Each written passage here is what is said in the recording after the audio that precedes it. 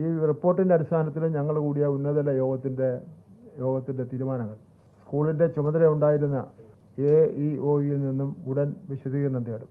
അതായത് ഈ സ്കൂൾ തുറക്കുന്ന സമയത്ത് കൊല്ലത്തെ DEO പെൻഷനായിരുന്നു.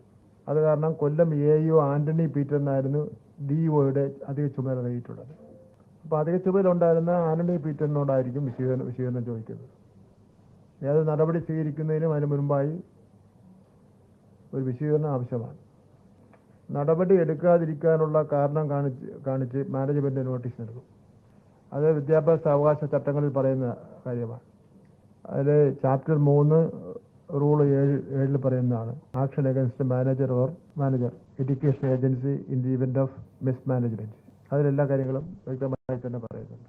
മറ്റൊരു കാര്യം, നോട്ടീസിന് മാനേജ്മെന്റ് 3 ദിവസത്തിനുള്ളിൽ മറുപടി രേഖാമൂലം നൽകണം.